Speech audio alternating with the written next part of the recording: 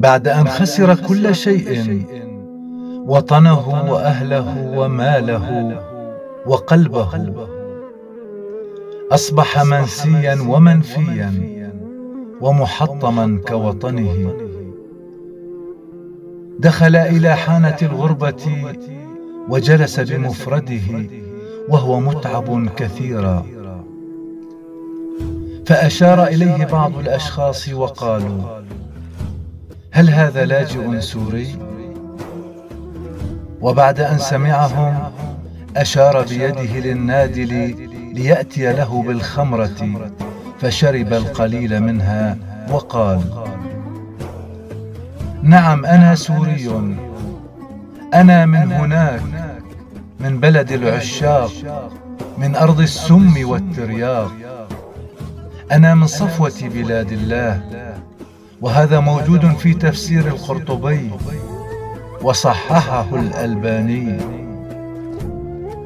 في كل زقاق ترى ريحانا وياسمين، وبابا عتيقا يفوح منه عطر اشتياق وحنين، وترى في كل ركن أثرا تاريخي.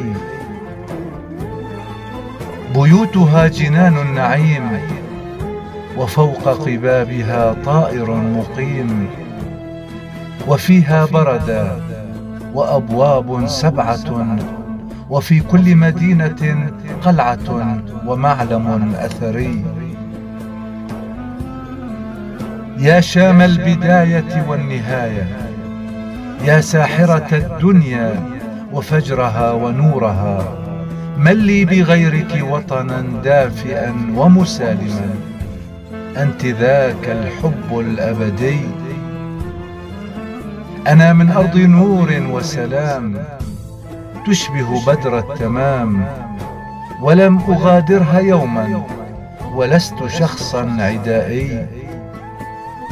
وعلى حين غرة حجبوا عنها الشمس، وقتلوا النفس، وذهب الأنس، وضاعت أحلام الأمس، وأصبح الحال كارثي.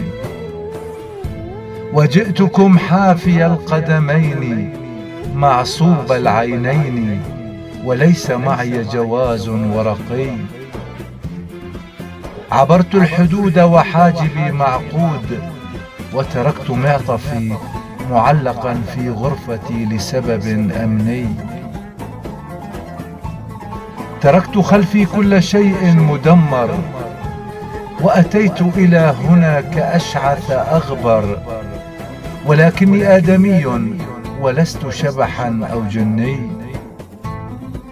أنا جرح، أنا بلسم، أنا مريض، أنا طبيب، أنا مغلوب على أمري، نفذ صبري، ضاق صدري، وقد دمروا وطني بشكل عشوائي.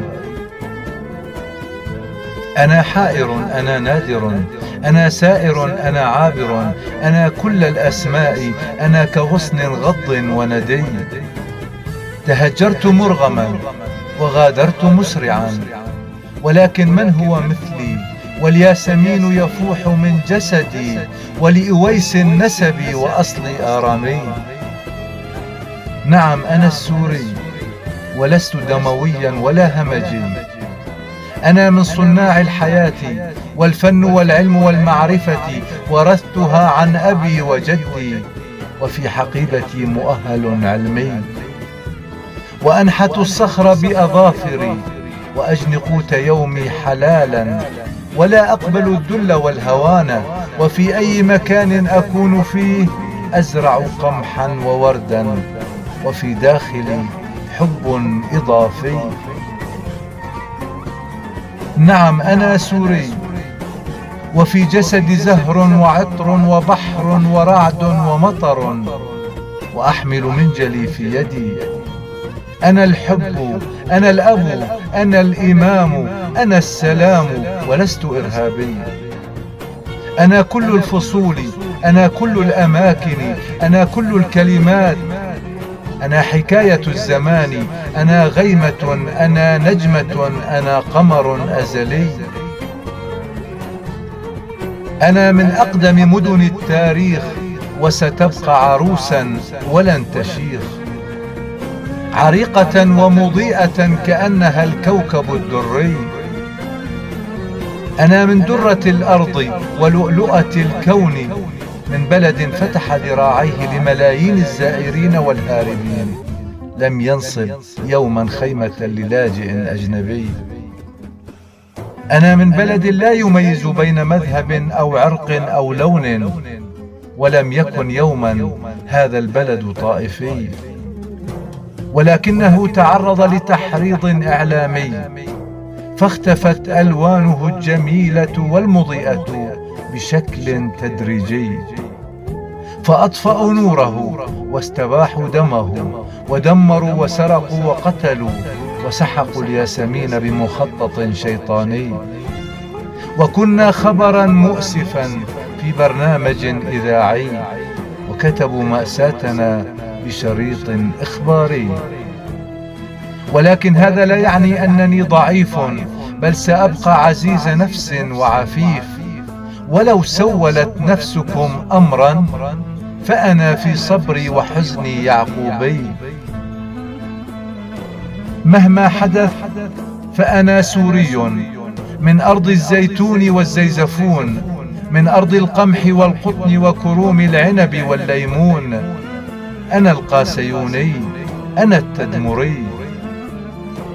أنا من حلب فارفعوا عني العتب، هي الأصل والفصل، هي العلم والأدب، هي السحر والعجب.